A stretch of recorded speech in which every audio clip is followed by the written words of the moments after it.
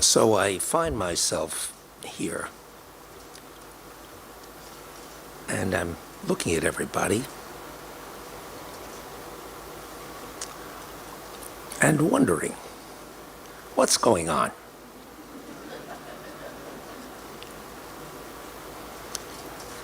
I was told that if I come informally dressed to Israel, I'd be very comfortable.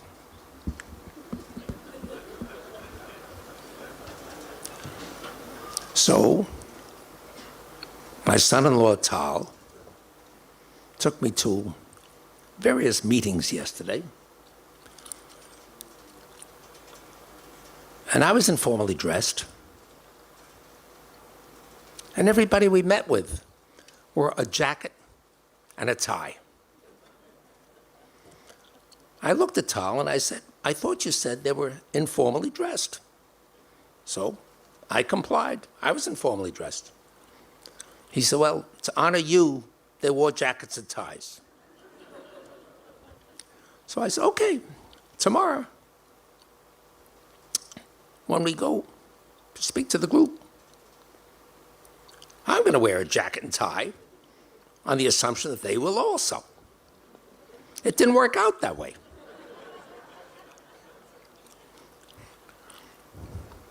So let me tell you, whether it's with a jacket and tie or without a jacket and tie, not terribly important. What's really important is that Clara and I, that's my bride, we just got together recently, 58 years.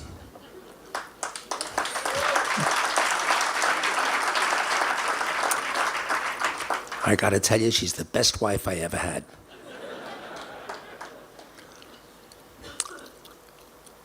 But nevertheless, the reason I feel as good as I do is because we're back in Israel, and we love coming here.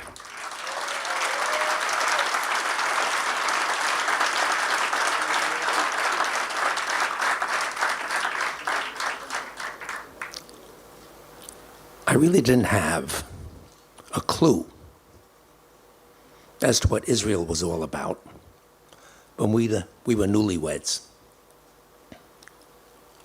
She must have known something, which doesn't surprise me. She always knows something. As a matter of fact, I have a T-shirt that says, I don't need Google, I have my wife.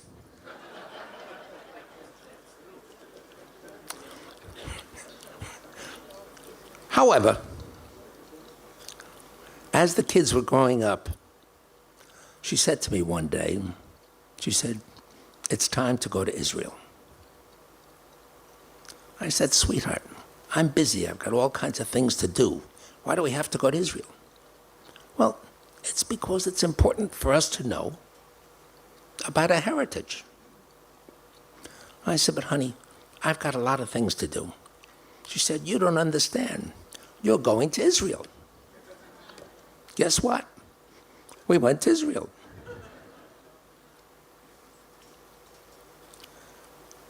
I don't quite know what happened, but we came and we looked. And we slept here, we slept there, we slept everywhere. But something happened to me on that trip. I never quite figured it out. But I can tell you, our lives were transformed then. We showed the children as much as we could possibly show them. It gave our lives a dimension that was truly spectacular. And we just began to comprehend the extraordinary country that Israel is. And we just began to understand the importance of the state of Israel to the well-being of Jews, no matter where they may be around the globe.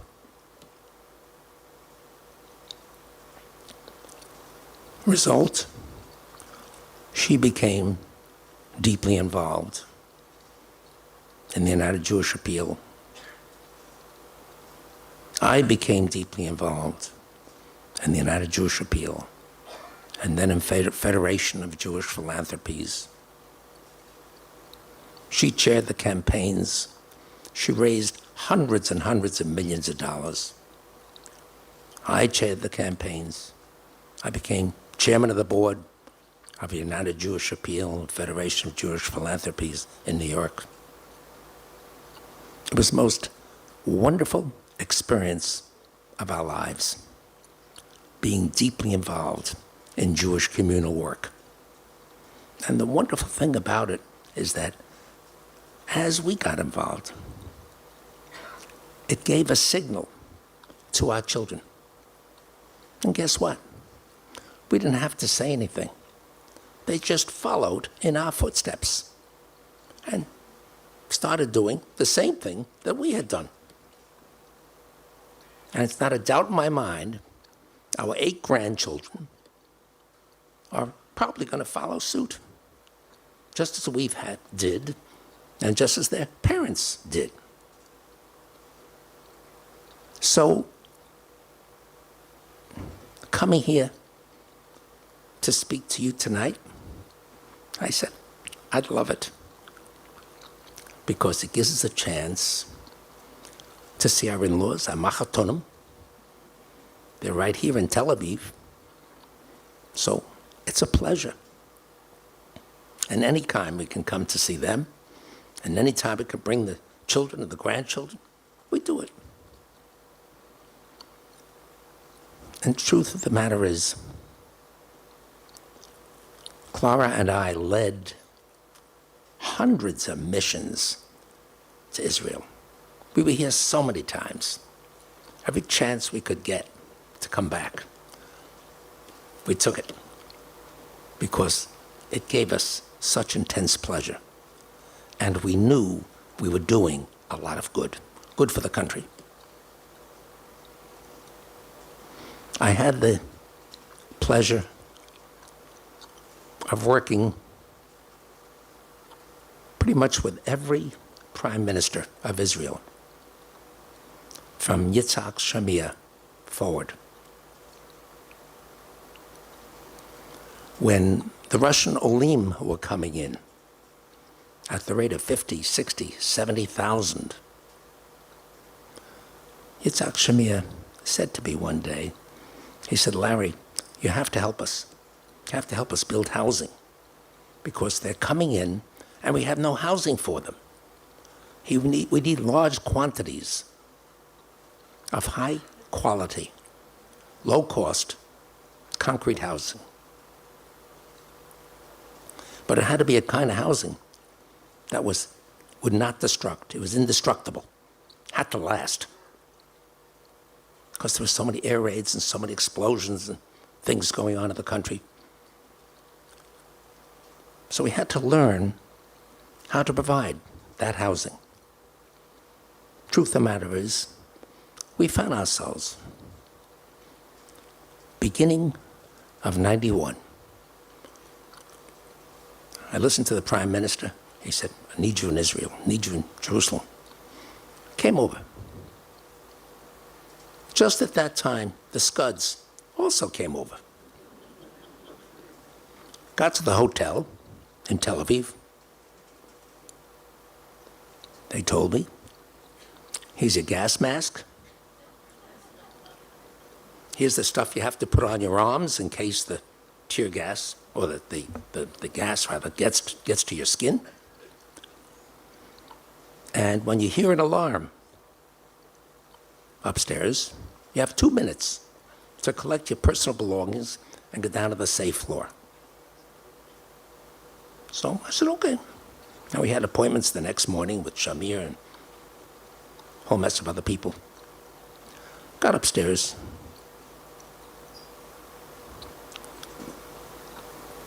And I looked at the clock. It was about midnight. So I took all my personal belongings, put them together with my gas mask and so forth, got into bed, went to sleep. Uneventful, except at about 2 o'clock in the morning, I heard, I said, okay, an alarm. Got all my personal belongings together, my gas mask, go outside the room, go to the stairs, go down to the safe floor, and sure enough, there on the safe floor, lots of chairs, lots of water, lots of blankets, windows were all covered and so forth, but nobody, no people. I looked and looked and looked, and I said, something's wrong. I picked up the phone, spoke to the woman in the lobby. I said, is there an air raid alarm? She said, sir, that's a car alarm. I said, you know what? I'm not very bright. I'm not meant for this part of the world. So, went back upstairs, went to my room, put all the stuff down. I said, this time I'm going to sleep. I went to sleep. And guess what? 3 o'clock in the morning, I hear, I knew right away. It was an air raid alarm. I learned. Took all my stuff, personal belongings, gas mask, go to the stairway.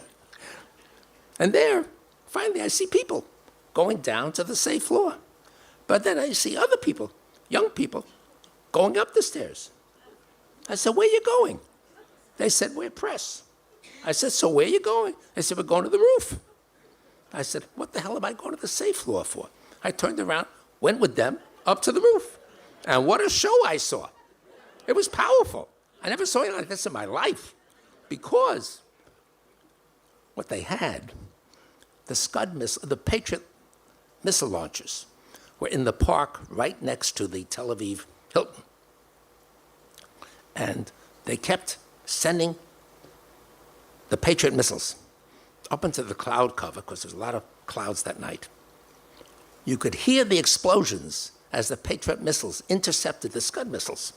And then you could see flaming pieces of Patriot missiles coming down to Earth. It hit some houses, caused a few fires, but that was the total damage done. It was a miracle. But it was a show that I had never seen before in my life. And I said to myself, those Scud missiles, they won't bother me. They'll leave me alone. Of course, I didn't tell Clara. For months later, once I told her, did she give me a geschrei? Nevertheless, coming to Israel was always exciting, and it always presented a beauty and a joy and a fulfillment that we loved every minute of it. Thank you. Okay, I'm supposed to talk about the World Trade Center. So how we got sidelined, I'm not quite sure, but okay. So we'll try to do better. So now you're looking at the picture of what the Trade Center is going to look like. It was supposed to look like this after 10 years. By 2013, 2010, 2011, by 2011, it was supposed to be done. But something happened. It didn't go that well. And with government, it was a public-private partnership. I was the private side. Government was the Port Authority of New York and New Jersey. They owned the land. So it took a little longer. So what happened on the way? Well, I'll show you. What happened was that I ended up rebuilding the Trade Center, got into all kinds of problems, and I never dreamt when I was growing up, I never had a clue that I'd be involved in such problems, in such controversy. I look at these pictures and I say, I was an old kid. I built model airplanes. I flew them. Had an older sister. She drove me crazy. But what are you going to do? Had normal parents. Very conventional family. What? Oh, just a minute. Gotcha. Oh, okay. There as a normal kid with a sister, normal parents, everything's similar. And here, I joined my father in his real estate business as a broker, and I starved to death. And by this time, I was married to Clara. Thank God she was a school teacher, so she was teaching, and she earned $3,200 a year. Guess what? On $3,200 a year, I didn't have to make any money. It was enough money to live on. We had a Chevrolet. We had an apartment, paid $110 a month for rent. It was terrific. Everything was very good. Of course, a problem developed. She says, you know what, we got to have children. So, she have to have children. She's got to get pregnant. She can't work the way she was working before. I had to go to work. My God, what a trauma. Very difficult.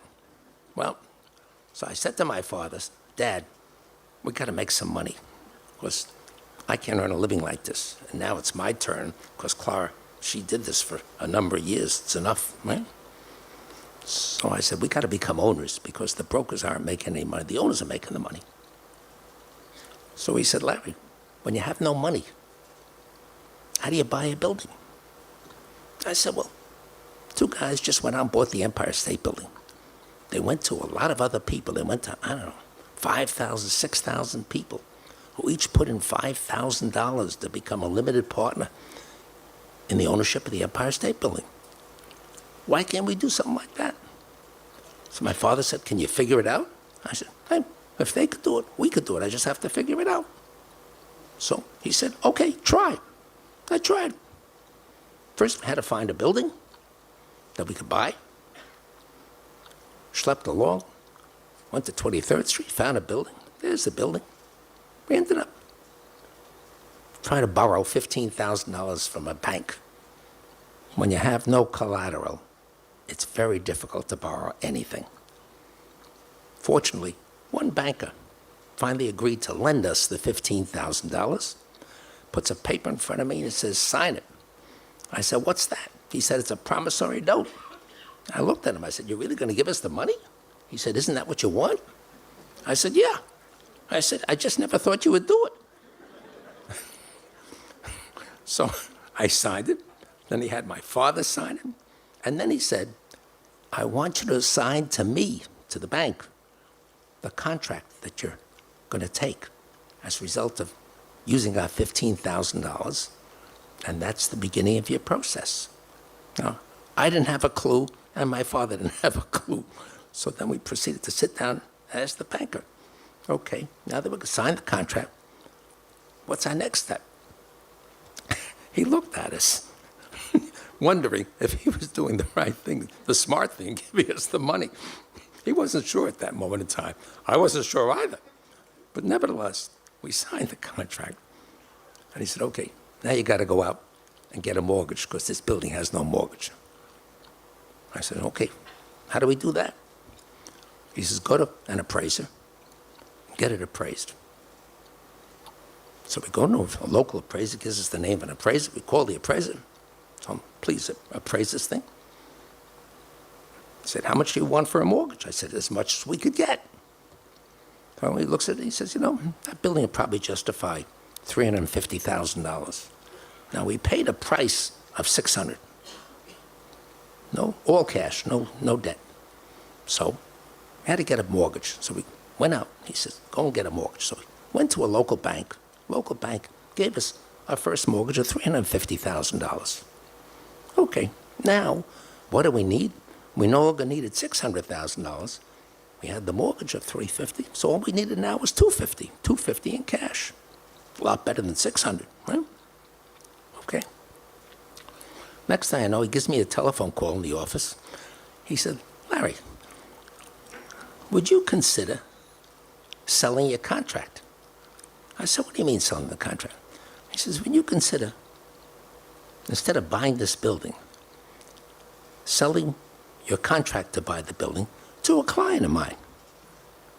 I said, why do I want to do that? He says, because you can make $100,000 profit. I said, $100,000 profit? I was staggered. I said, you mean we just put down $15,000 to buy this building? And all we did is take a contract to it, and now you're offering us $100,000 profit for our contract? I couldn't believe this. I said, let me ask my father. Went inside, I said, Dad, someone's just offered us $100,000 profit for our contract. He said, you're kidding. I said, no. He said, who? I said, I don't know, I'll find out. Went back to the appraiser who had the client. I said, who is it? He tells me the name of the person. I didn't know him from a hole in the wall. Went back to my father, told him the name. I said, Dad, who is this guy? He said, Larry, this man is a very savvy buyer. You know what? If it's good enough for him, it's good enough for us. I said, but Dad, it's $100,000 profit. It's more money than God. He says, listen, you said we have to become owners and not brokers. Let's keep the building. Maybe it's a new beginning for us. So I looked at my father and said, okay, whatever you say, we'll do. So now we had to find $250,000, the balance of the price over the debt of $350, and buy the building. So how do we do that? I had to go out to clients who my father got to know in the real estate, as in brokerage, renting loft space. And he went to a group of people, went to 20 people, and he had them each put down $10,000. And we raised $250,000 between the group of them, and we took title to the building. And suddenly, we owned our first building. Now, do you think we knew what to do then? The answer is we didn't have a clue. We didn't know. But through sink or swim, because we had to swim, we had to succeed, we figured out what to do, how to make the space look better, how to make it look brighter, how to get higher rents, how to improve the building. And the next thing we knew, instead of paying 1% a month, we paid 1.5% a month. And everybody who invested in this building was thrilled. And they said, go out and find another building. So, what did we do? With time, we found another building. And the second one, instead of being $600,000, the second one was $1.5 million. The third one was $4 million. The fourth one was $6 million. After a while, instead of going to people for $10,000 each, we went to them for $25,000 each, and then $50,000 each, and then $100,000 each, because the buildings got bigger and the deals got bigger. And a time came when the banks that wouldn't lend us $15,000 called us and said, you don't have to go out to people anymore. Tell us what you need, and we'll give you whatever you need. So it got to a point where we went to the banks, and we tell them, we needed $10 million, $20 million.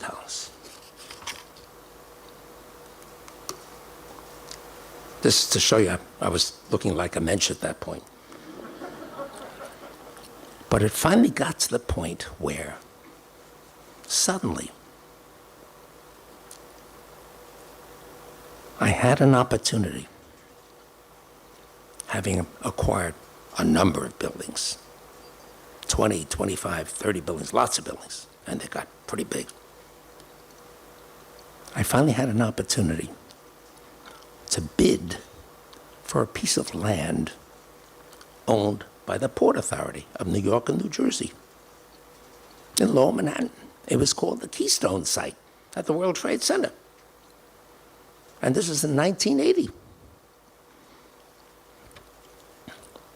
I figured out what maybe could enable me to win the bid. And as luck would have it, we bid 25 cents a square foot higher than anybody else did. And we just won it by a squeak. by a very small margin. So now had the opportunity to develop this piece of land. Figured, what could we do with this piece of land? As it turns out, we could build a 2 million square foot building on it. 2 million square foot, that's 200,000 square meters. That was a big building for me and everybody else, because I never built a building of this size before. So I went to the local bank. JP, that time it was called Chase Manhattan Bank. Today it's called JP Morgan Chase. And I said, what do you need? I said, I need $300 million to build this building. And guess what? They loaned me $300 million with which to build the building. So I remember the earlier days with my father, starting small. By this time, our lives had changed. My father lost him. He would have had a great time if he could have hung around to see what happened. But here we are with this magnificent building at 7 World Trade Center. And I said, okay, we started construction without any tenants. Normally, it's a good idea to have a tenant when you're building a building. But when you're building one with 2 million square feet of space, every floor, every single floor in that building, and there were 47 of them, had the size of a football field on it. Every floor. And so we ran an ad with a prospective tenant who came to look at the space. And the first tenant who came along was a group by the name of Solomon Brothers. They were a large space user. They looked at the building while it was under construction, just a couple of floors up, just beginning to rise. And they looked at it and said to me, you know what? We like this space. We like this building. We're going to take 1 million square feet.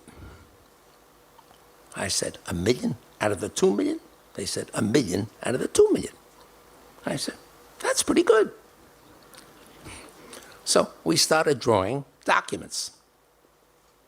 And I let the world know that Solomon Brothers had made the decision to lease 1 million out of the 2 million feet. It's a huge transaction. It was the biggest in New York, biggest in the city.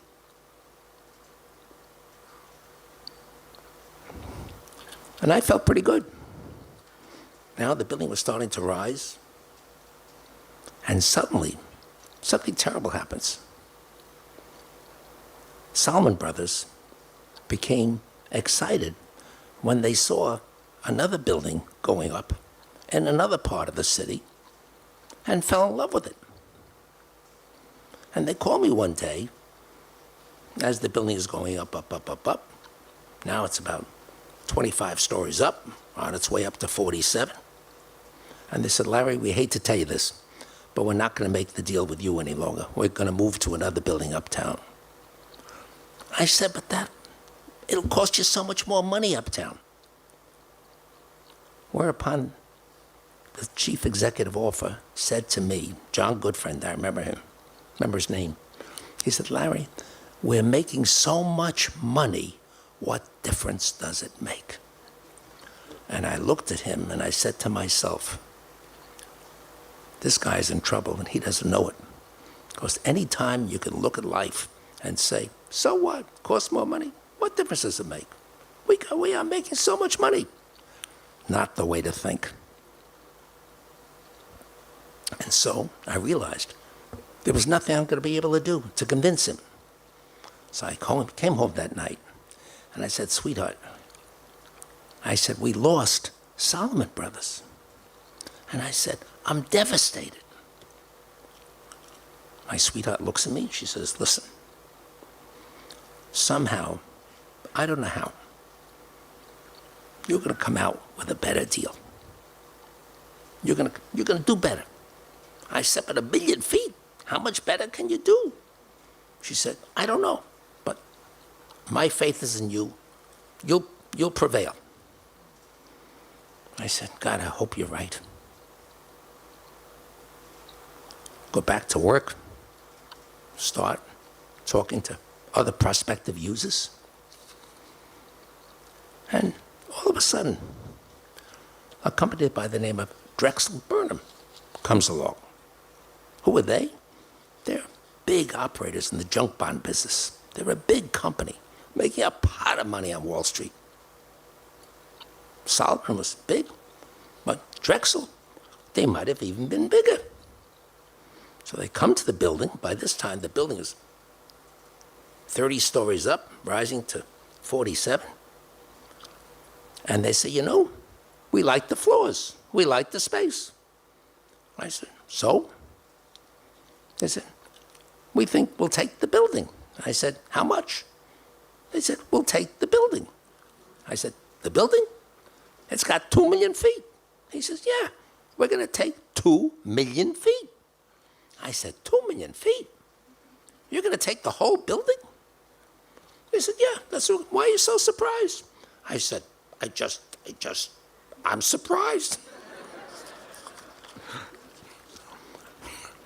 Came home that night, and I said, Booby, guess what? We came out better. We got a 2 million foot tenant for the whole building. She said, you see, I knew you'd come out better. I said, well, listen, keep the faith, because we're sure going to need it. So, what happens then? Well, life is unpredictable. You never know. Suddenly, we picked up the Wall Street Journal, and we see that a man by the name of Ivan Boesky, who's a Wall Street trader, decided to turn state's evidence against Michael Milken and implicate him in an insider trading scheme and a fraud.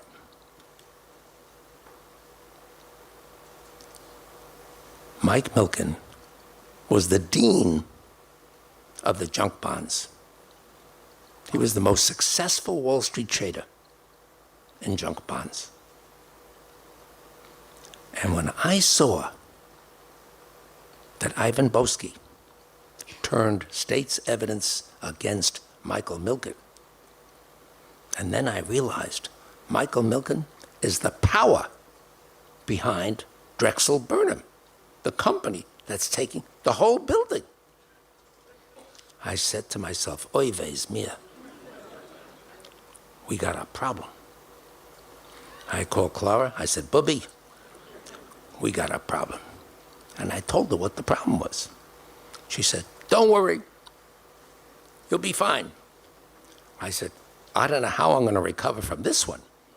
If this guy goes down, we'll never make this deal. And guess what? Michael Milken was indicted by the federal government, and he ended up in jail. And because Wall Street is dependent upon integrity and good faith and the ability to rely upon the honesty of others, it didn't take long before the entire firm of Drexel Burnham went down bankrupt. And I suddenly found myself, at this point, the building was finished, 2 million feet, and it was 100% vacant. And the Chase Manhattan Bank, who loaned me the $300 million, they said, what are you going to do? I said, I don't know, but I better come up with something fast. Because now I own the bank $300 million, and she didn't have $300 million, and I didn't have $300 million. I didn't know anybody who had $300 million. We were in a pickle. Guess what? Life takes strange turns because suddenly I got a call from Solomon Brothers. You remember the first people who only wanted to take 1,000,000 feet? They called me and they said, "You'll never guess what happened." I said, "Listen, I'll guess anything now." So they said, "Guess what?" I said, "I can't guess anymore. Tell me." They said, "The deal that we had uptown didn't work out. Can we still make a deal with you?" I said to myself, can he still make a deal with me? Truth of the matter is,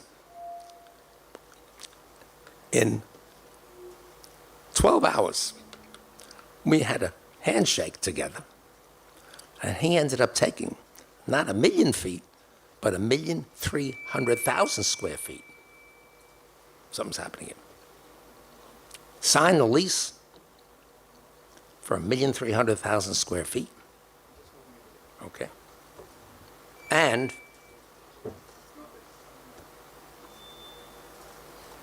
as a result, with that kind of quality tenant occupying 1,300,000 square feet in the building, it was fast. We released up the balance of the building quickly. And here we sat, and I looked at my booby, and I said, "Sweetheart, do you realize we accomplished the full lease-up of this building, 2 million feet at 7 World Trade Center?" I said, "I never dreamt that I could do anything of this magnitude." I said, "We got very, very lucky." She said, "Well, okay, now maybe you ought to think about just being less grandiose, maybe be a little more conservative, because you've done something that's really terrific here." And it was very, very good for the family, very good for us, and we were very, very fortunate. So, around this time, we were in the 90s, and I found myself spending time with a gentleman by the name of Yitzhak Shamir, President of the State of Israel. We were going back and forth to try to provide the housing. I told you about the experience that we had with the car alarm and the Scud missiles. And Clara was leading missions, I was leading missions, and it was a very exciting time in our lives. And the governor of New York, George Pataki, decided one day that maybe it would be good to privatize the ownership of the World Trade Center.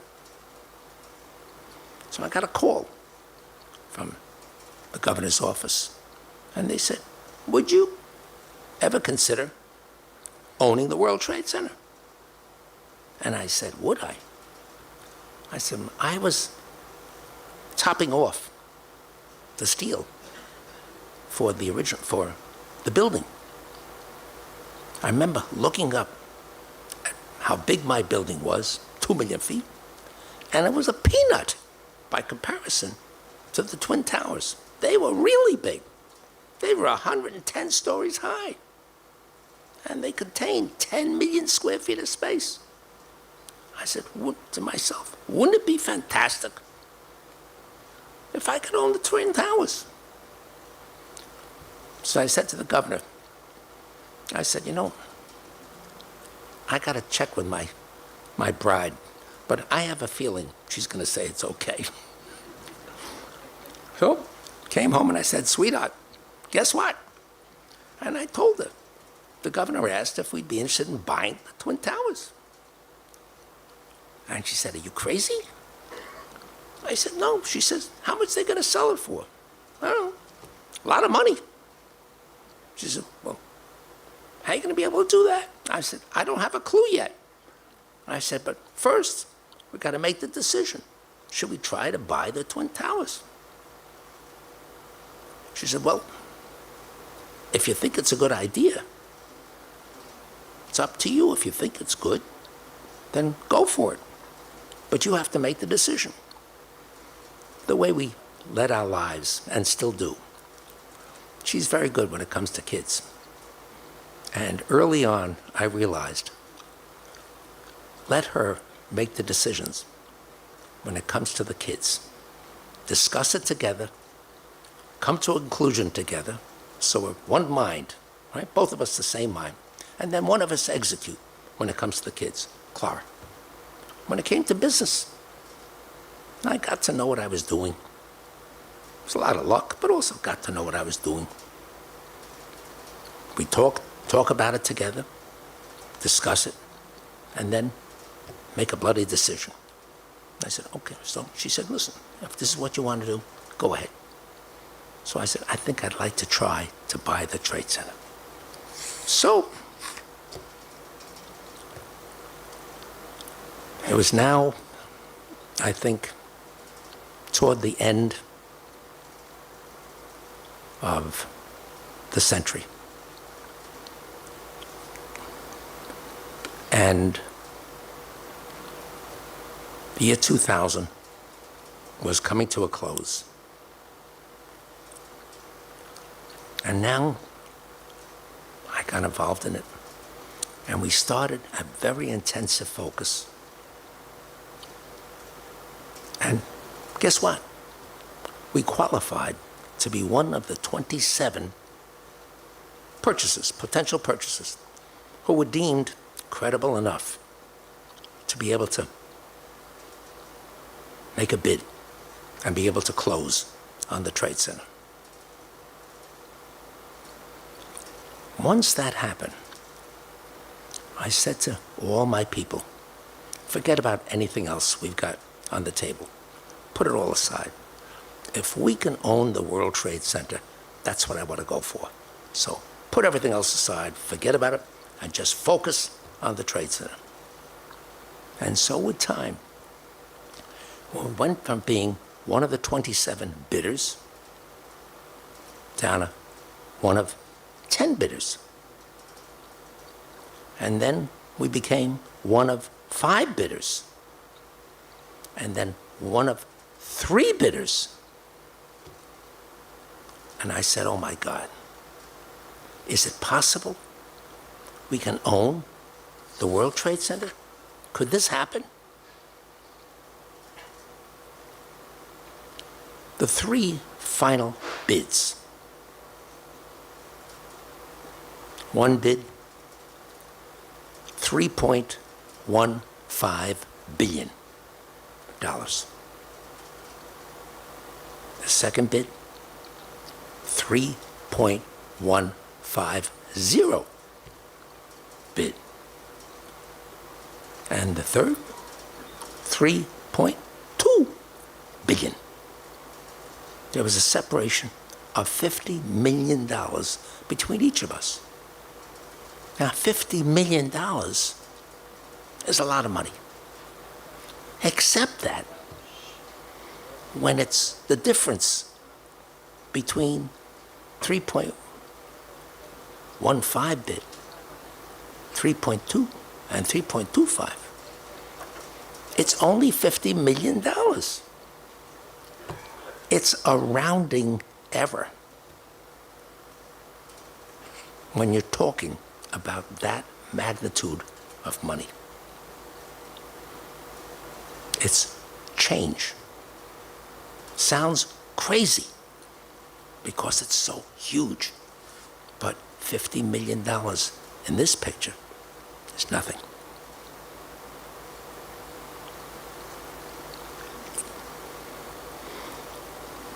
I was thinking about the sale, thinking about the purchase, because this was very close to happening. And my wife went out to California to visit with our older daughter. And I said, as soon as this is over, I'm coming out. I left a restaurant, was walking home that night, thinking about the Trade Center. It was getting so close. And I wanted desperately to own it. And I felt we were almost there. And I get to Madison Avenue and 57th Street, just almost at my house, walking home on this very cold night. I see a green light. I cross into the street, and the next thing I know, out of nowhere, a car comes along and slams into me.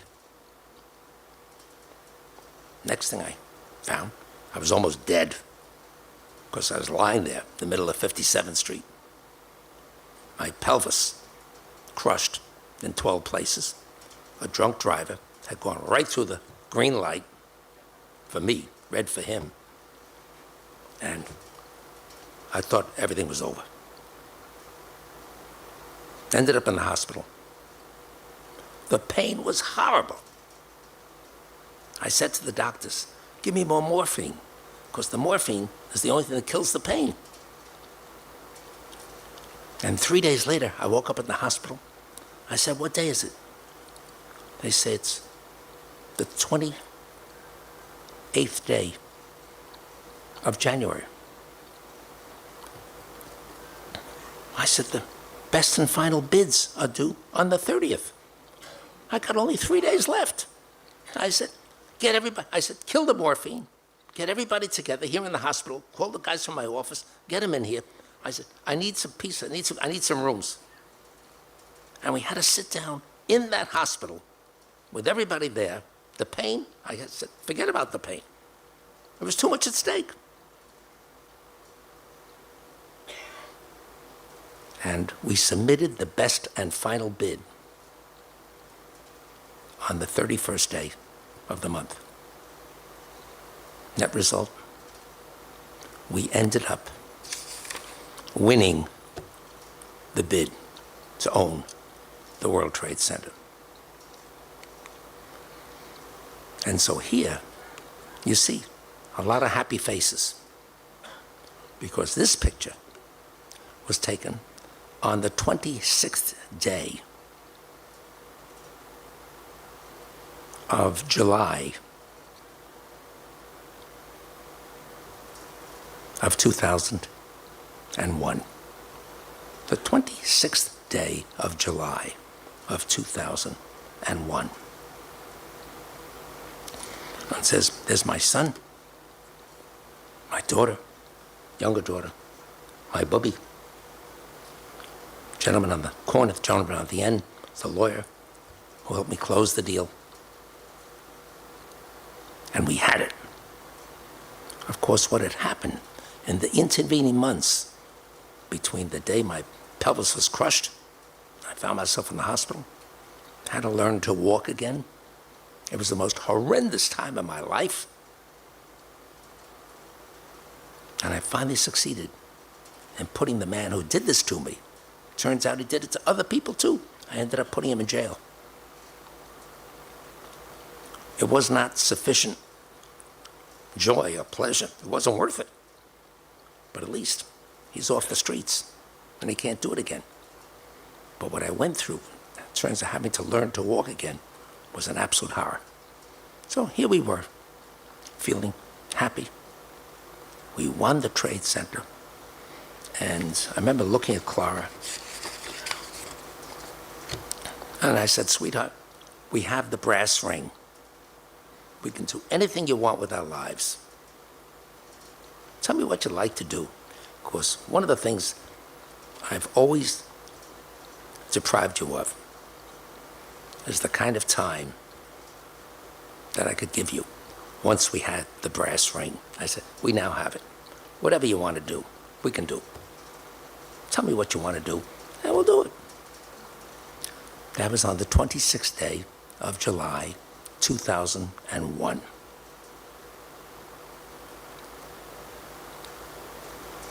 On the morning of 9/11,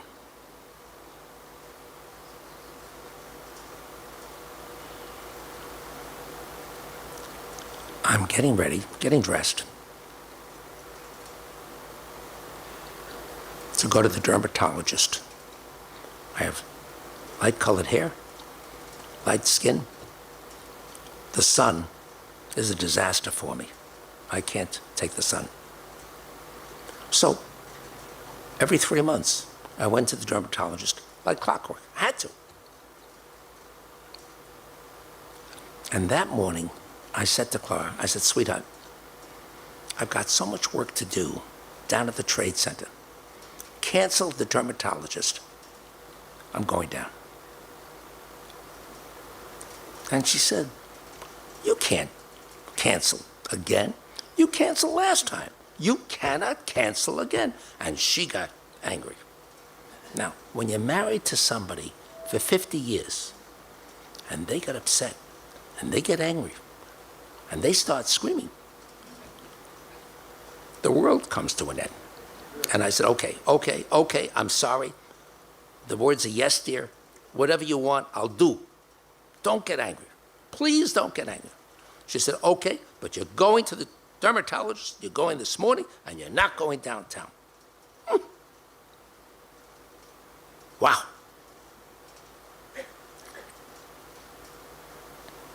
Suddenly, the phone rings. It's the captain of our boat, docked at Chelsea Piers, not far from where we live and not far from the Trade Center. And he said, Mrs. Silverstein, is everything okay with Mr. Silverstein? She said, of course. Why? He said, turn on your television set.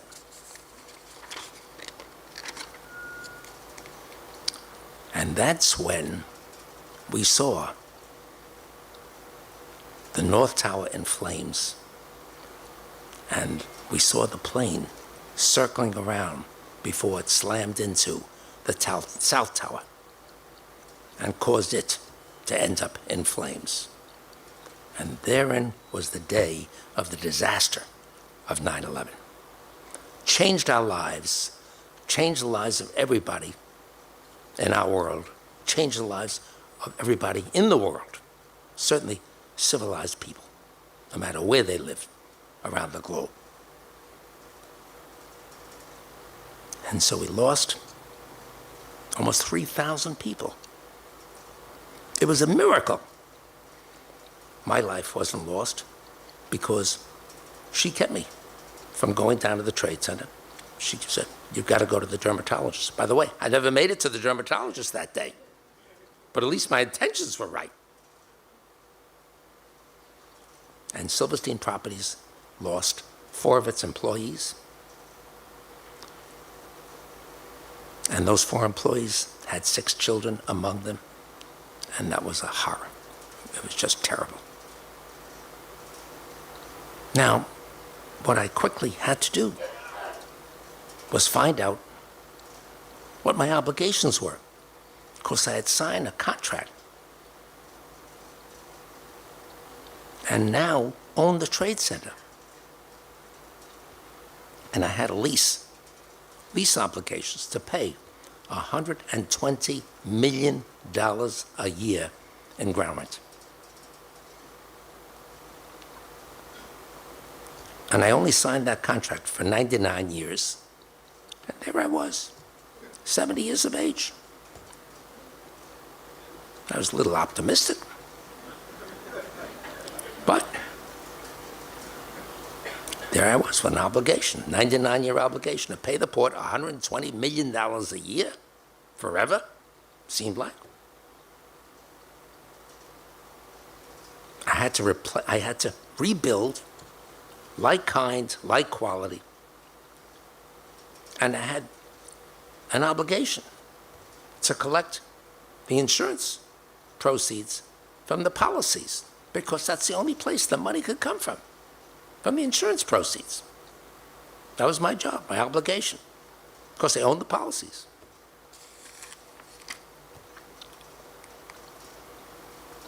And you could see what happened. You could see the devastation. You could see the obliteration. Everything came down. Plus, 7 World Trade Center. It wasn't part of the Trade Center, but it was right north of it. And when the antenna came down from the top of the North Tower, it went right through the facade of 7 World Trade Center. Started a fire, and by the end of the afternoon, the building just collapsed. Fortunately, no lives were lost in 7 because there was enough time between when the fire started in that building and the time it collapsed to make sure nobody was left in the building. And so, first thing I said to myself is, started looking around. Everybody was moving out of Lower Manhattan. Everybody wanted to get out of there. It was as if somebody said, "We're the last one out, please turn off the lights." It was terrible. So I looked and I thought, and I said to myself, I'm going to have to do something here, quickly, because people were leaving, going uptown. And I said to myself, and then I said to Clara, and I said to everybody else, we can't leave this building this way. We can't leave it with this big open expanse. We've got to rebuild this building. We've got to rebuild 7 World Trade Center, and we've got to do it fast, because you've got to show the world that this part of the world is going to come back, and that we're going to rebuild it, and that the firms that were here, the companies that were here, will come back, and the thousands of people leaving their apartments, they will come back. But we've got to show them a sign that this is not going to stay like this forever. We're going to rebuild. And we're going to get the money from the insurance companies with which to build. And so the floor plan, as it evolved, is what you see here. It's not the same size, it's not the same shape of the original 7, but we had to make changes, and we had to do it fast. And so what you're seeing is the floor plan of a building, not of 2 million feet, or we could get into the same space because of the need to reimpose the street grid, was 1,700,000 square feet. So the floor sizes were no longer a football field. They were now only 42,000 feet. And the building is going to contain not 2 million feet, but 1,000,007. And that's one of the sacrifices we have to make. I said, let's make it and let's get on with it. And so, next thing you know, we've got the designs of the building. And the first design meeting was in April of 2000. And construction began shortly thereafter in 2002. And we went to finance the building with Liberty bonds, construction bonds from the Liberty Bond program that was initiated by the federal government to enable us to rebuild the Trade Center. But it still required insurance company bonds, insurance company payments under the policies. And so, next thing you know, this building was under full construction. It took 9,000 people to build it.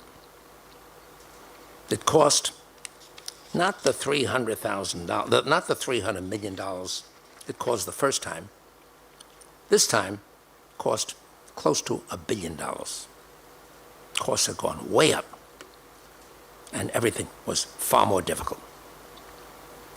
In addition to which, I decided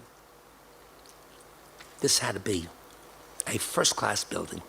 This had to be the best building, the safest building that was ever built in America, because we're going to occupy a full floor in this building. And I only want to put my family, and I only want to put my people, and I only want to put my tenants into a building that is now indestructible, a building that was built unlike any other building built in America, a building that could never again be affected by what happened on 9/11.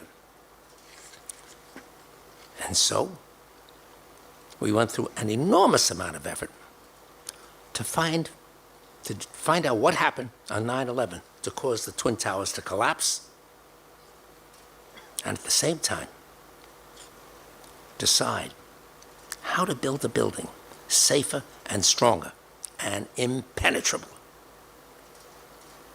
so that we'd feel safe in it and everybody else would feel safe in it also. We scoured the world for the best engineers. Where do you think we ended up? There's a country that apparently has lots of problems in making its buildings explosion-proof. It's called Israel. And guess what? It's got some of the best engineers in the world who understand safety in big buildings. Why? Because they have problems with that for the last 40, 50 years. They keep having explosions in their country. And who do we find? There's a guy by the name of Reuben Eitan, who spent his life making Israeli buildings the safest buildings they could possibly be. We said, Reuben, we got to schlep you to New York. We need you. So we took Reuben, schlepped him to New York. Whole group of us, we assembled the best engineers in the world. One of them was your Reuben Eitan from the state of Israel. God bless him. He worked with us. He helped us build, he helped us design the safest building ever built in the United States of America, bar none. And that is the new 7 World Trade Center. And that's what you're looking at here. It is a fantastic building. And all of what we learned about how not to build a high-rise office building in New York, again, we now have all of those same features as part of the design for every building down at the Trade Center. And because of it, the building code of the city of New York vastly improved, much better than it ever was.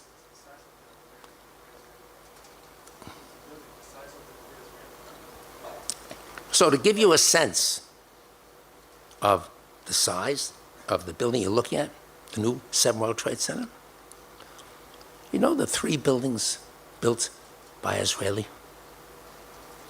They're about, if you take the 3 of them, put them all together, add 10% to that total, you're going to come to the 1.7 million square feet of space, 170,000 square meters of office space. That's what 7 contains today. And it's the best building that was ever built. And it won every conceivable award that you can possibly ask for first-class buildings. And so we put art, interesting art, all over the building, in it and in front of it. And one of the pieces here, you see in the background, Jenny Holzer is the leading exponent of computerized word programs. And this one that you see on the left side of the screen is a program that's 60 feet in length. And she's really a neat lady. It's also a completely gold, it's a LEED certified gold building. Rainwater collects on the roof that irrigates the park in front of the building. It's used recycling materials, the latest in glass technology. It's energy conservant. You name it, it's won an award for it. Whoops, what did I do here? Wait a minute. And these are some of the leading issues that has made an enormous difference in the building, in the structure, because the core is 12,000-pound hardened concrete. It's 4 feet thick, and it surrounds the life safety features of the building. It's really an extraordinary example of how to build buildings. And when you look at the glass and the materials, and you look at the art that surrounds the building, it's in it and surrounds it, that's a piece by Jeff Koons. Believe it or not, just shows you how life can be. You see that piece, that red balloon that's in the photograph? It's a piece built by Jeff Koons, the artist. Anybody heard the name Jeff Koons? Does that sound familiar? Right? Anybody know the name? Okay, well, he did 3 of these pieces. So, I'm sorry, he did 5 of these pieces. One of them is with us. One of them just sold in an auction in London, $23.1 million. I would have been smarter to buy the art than to do the buildings, but I wasn't smart enough. But nevertheless, that's what happens with values. But you see the list of tenants. 7 was an empty building. When I finished it, there wasn't a tenant in it. I was the first tenant, 1 floor. But then I signed a lease with Moodys. They took 750,000 feet of space, 1 tenant. I signed the lease, and then once they signed the lease, everybody signed up. And became a very successful building. And when people saw how this building suddenly got completed and how it got fully occupied, they began to say to themselves, you know what? If this is what's happening here, then maybe he can accomplish the same thing throughout the rebuilding of the World Trade Center. Right? So here you see the space. It's column-free space. This takes an engineer's understanding, because normally you need columns to hold up the buildings. You look at the photograph, no columns. Where the hell are they? What's holding up the buildings? Well, interesting. But when you talk to the engineers, and some of you understand this, a lot of you, I suspect, understand this, it's wonderful to design these buildings so as to provide for flexibility and column-free space and floor-to-ceiling glass so that you can see out as far as you want to see. And so, during this period of time, Building 7, and you could see the port was trying to finish the site, to clear the site. And shortly thereafter, by 2003, 7 was rising. But at that point in time, the governor of New York decided to have a competition to develop the master plan for the site. The man who won it, Dan Libeskind. And the plan that he proposed was a group of buildings around a memorial park, an 8-acre memorial park. And what you're seeing is exactly what you see in this photo. And so ultimately, it became a master plan delineating everything that was going to be on the site. The buildings, the 5 office buildings, the 8-acre park, memorial park, the 9/11 memorial plan, and ultimately, the completed site. And by 2006, I'd gone out and chosen the architects who were going to design these buildings. And so you see on the left side, a fellow by the name of Fumihiko Maki, Japanese architect, Pritzker Prize winner, magnificent buildings to his credit around the globe. The same thing with the man to my right, Norman Foster. Also, Pritzker Prize winner, magnificent buildings to his credit around the globe. And on the right, Richard Rogers. So these are unbelievably wonderful architects.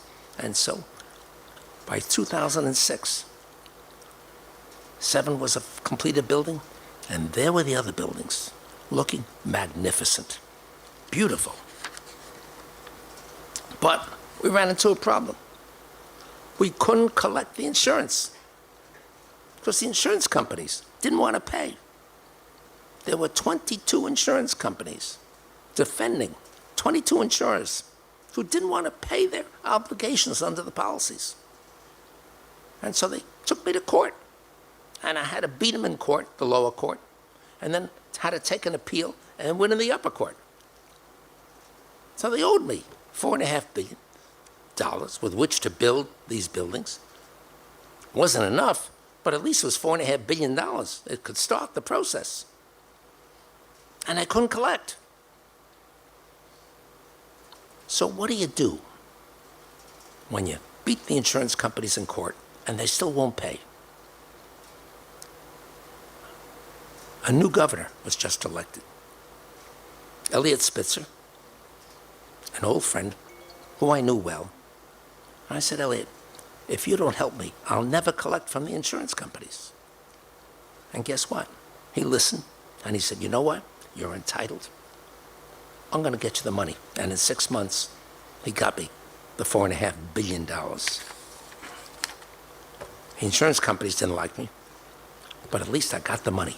And with the money, we could really start getting into. 7 was done, but now we could start with Tower 4, Tower 3, Tower 2, and Tower 1. And so, time. Okay. So, oh my God, look at the time. So, what we finally found ourselves with was in a... What's that? It's okay, it's okay, it's okay. It's okay? We have time until tomorrow. Breakfast at 7. I'm starved. Is everybody hungry? Don't stop. Well, what I want you to know, for some reason, the port lost its way, and it became an absolute mess. The organization found itself with all kinds of internal problems, had difficulty in executing their part of the agreement with us. And you could see the newspapers made them look terrible. And so it also caused tremendous delay. And the Mayor Bloomberg, finally looked at this picture and he said, you know, he said, Silverstein, you're entitled to possession of the ground, of the building parcels, because you're paying ground rent to the port, and they have an obligation to give you those parcels. And if they don't, then they really have to be criticized. And so there was a major confrontation between the port and ourselves. And all of a sudden, thousands and thousands of workers who want to build these buildings. Each building, takes 10,000 employees to build them. So they started spontaneously demonstrating in front of state offices and government offices. And the next thing you know, we ended up making a deal with the Port Authority. And there's a plan that gets set. And finally, everybody got together. And in 2010, we signed yet another set of agreements with the Port Authority.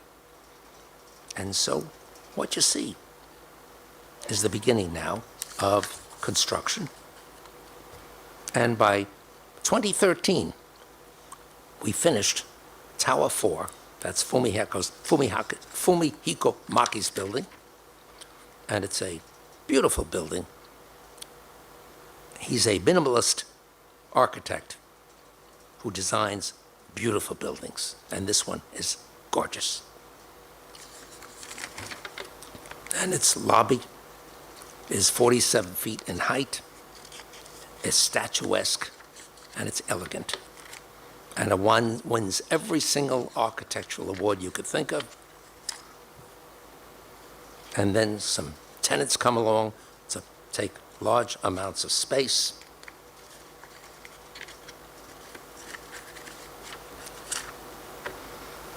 And when you look, wait a minute, something's happening here. And when you look at where we are today, 4 World Trade Center is open, 1 World Trade Center is open, 3 is under construction. There you have a shot of the magnificence of 1 World Trade Center, which used to be called the Freedom Tower. Now they like to call it 1 World Trade Center. Condé Nast has just moved into 1,250,000 square feet in Tower 1. The building looks beautiful.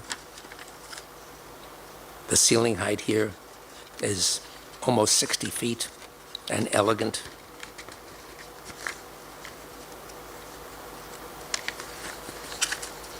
And when you look out the windows, what you said, the lobby's an elegant lobby. Look out the windows, all you see, floor-to-ceiling glass. It is as magnificent as anything you will ever see in an office building today. And when you look at the view of Tower 1, which you see all over the metropolitan area, it is a heartwarming sight. And when you look at Tower 3, that is now under construction, and what that lobby will look like when it is nearing completion in another few years, the elegance of the lobby, the magnificence of the interior elevators and escalators and mass vertical transportation, and what's going to happen as this building continues to rise. And there it is next to the calatrava design Path Terminal. Magnificent building. And there's Tower 3. I have to tell you something interesting.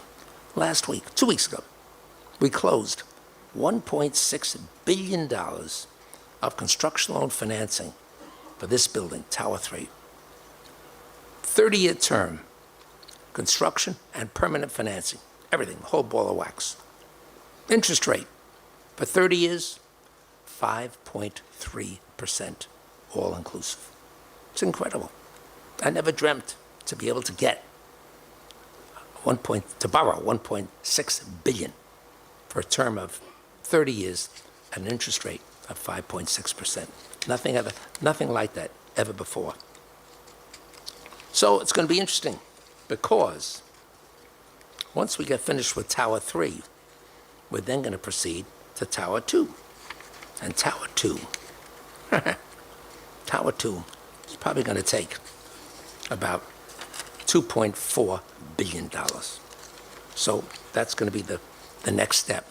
And you can see the wonderful, we've leased now 5 million square feet in the different buildings at the Trade Center. You can see the quality of the tenants, first-class tenants, magnificent people, called the TAMI Group. It's people who are into technology, advertising, media, information services.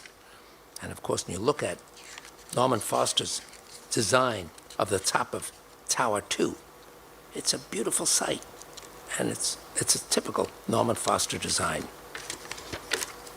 And you look at the exterior facade, the glass. You look at the ceiling heights. I mean, the grandeur, the elegance of these ceilings. The soaring heights, I mean, this is 67 feet in height. It's magnificent. And when you look at Greenwich Street and you see the wings again of the calatrava design, and the memorial itself, the memorial park, the memorial to 3,000 people who lost their lives. 15 million visitors have visited this memorial park in just 3 years. And it is beautifully done.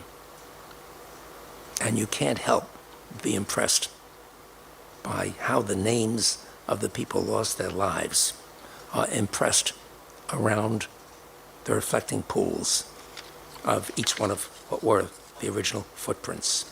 And of course, the museum itself, the Memorial Museum, opened earlier this year. 1 million people have already visited it. And then when you get to the crowning glory, the Path Terminal, that's going to be open next year, 2015. This is designed by Santiago Calatrava. It's glass, it's concrete, it's steel, it's aluminum, and it's white. Everything that Calatrava ever does is white, right? That's the way he designs everything. But it's magnificent. And you look at the interiors, the 2 levels of retail space, and you look at the glass and the steel and the aluminum and the white marble, and again, it's white. And then you look at the connections, below-grade connections, again, designed by Calatrava. And how is it designed? Glass, steel, concrete, and white. And today, when you look at the building itself, it's an incredible building. You look at those wings that spread out 150 feet in each direction to the north and to the south. The building looks like it's going to take off. If it started flapping the wings, it could. And of course, the Fulton Transit Hub, which is also complete, just finished, just done. Another $1 billion too. Beautiful piece of architecture done by Snowheader. And of course, this is all part of the most incredible transportation access any place in the city. And so downtown today is a completely new and different neighborhood, completely rebuilt with the magnificent restaurants and shops. Population has tripled its size. You've got 60,000 families down there. You have first-class schools, first-class restaurants. You have hotels. You got 14 hotels under construction. I mean, hotels, Jesus. You know, some crazy guy came along.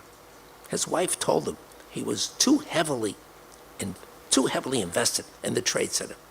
That was my booby talking to me one day. She said, you know, you have too much money invested in one place, in the World Trade Center. She said, you ought to diversify. Okay, so I diversified. What did I do? There was a piece of land that Moodys had vacated. She said, diversify. Okay, I moved the block to the north. I bought the Moodys site, and what you're seeing is the Four Seasons Hotel going up. I figured I needed something to do in my spare time. So we're now building an 82-story Four Seasons Hotel with the Four Seasons condos. And guess what? It's gorgeous building. Wouldn't surprise me if we ended up living there one day. Who knows?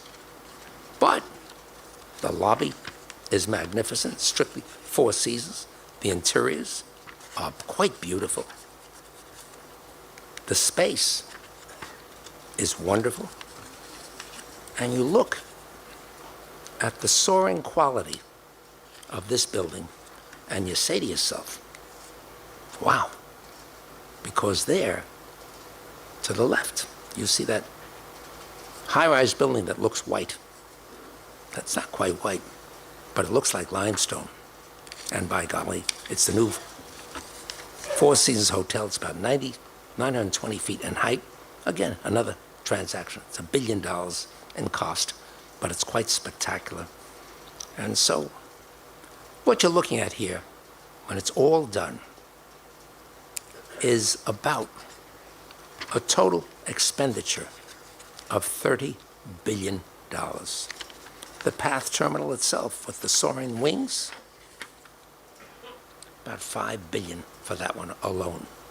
It's the most incredible Path Terminal ever designed any place.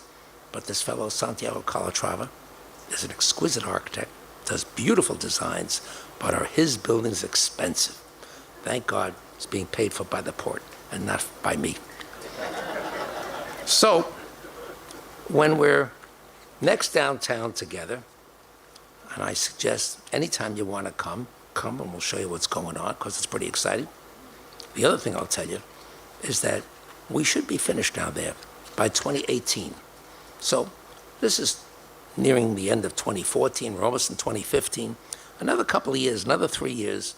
Give us a little more time and then come and visit us because what we'll show you is the most magnificent rebuilding of the World Trade Center anybody ever imagined could be accomplished.